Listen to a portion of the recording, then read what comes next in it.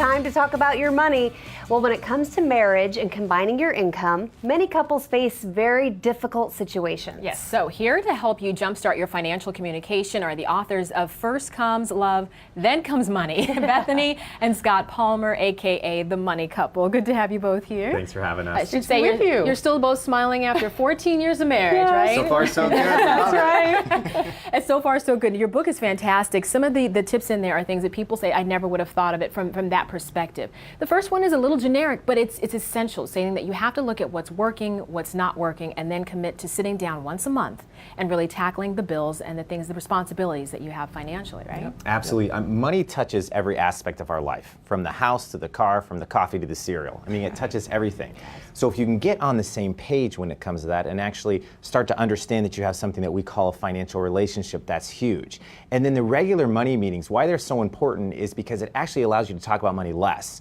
We think if we, in most relationships, someone's just talking about money all the time. It drives the other person insane. Totally crazy. But if you have a regular meeting time, you can just say, hey, you know what, good point. Can we talk about that in a week or two? And it actually takes it off the table. You know what? I really like that tip because it's not constantly like, oh, we shouldn't be spending money on this, or oh, we shouldn't be doing that. You commit to once a month. I like that. And we call it a money huddle. Oh, that's cute. Once a month, talk about the money, the thing that affects your relationship the most. Okay, so let's talk about this. Should one couple be handling the finances? Should you skip the huddle and just have one person handle them? In most relationships, there is one person who's the financial person and they take care of all the finances. But and there's not a problem with that, but what we find is important so you don't have secrets and things that can creep in so easily is make sure that you have this money huddle so you can see what's coming in and going out of the accounts. A lot of times people ask us, is it okay for me to have an account and him to have his own credit card? Sure, as long as you have full transparency and show what's coming in and going out of those accounts. That's what's the key. And you talked about secrets. Yes. We got to go there. A lot. We were just talking about this yesterday. I think we were talking about how many women have, how many pairs of shoes a woman has, and how many she lies about. Oh yeah. So how important is it to be honest about money? Because some people feel like the less they know, the better off we are. We're not going to argue. So true. That is so how important is total honesty? I would tend to disagree with that, although I've never counted Bethany's shoes. I'm sure there's a lot. We have separate closets for a reason. That's why in 14 years we're still happy.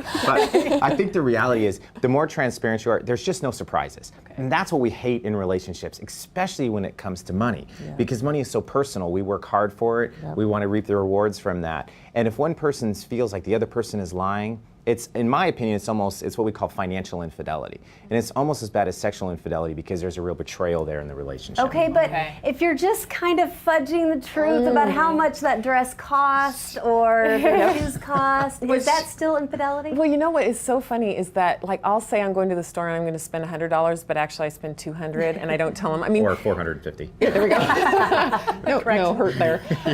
But it's so easy. But you know what? That's where it starts. It starts in those small things. And then it ends up being the big, hiding a whole credit card, and we see it all the time. So we really strongly suggest don't even go there with the small things. How do you handle that though? If there's one spouse, and I know a lot of my friends have this situation. One spouse spends a lot of money, and the other is a little more thrifty with it. Right. So they don't want to disclose how much money's in the account. They're afraid they're going to spend it. Sure. So is that okay? Well, it goes back to that transparency issue. And the reality is if there's one person controlling the finances, you're going to have financial infidelity. There's no way not to. Okay. And for other ways to jumpstart your financial communication with your spouse, pick up a copy of their book, First Comes Love, Then Comes Money.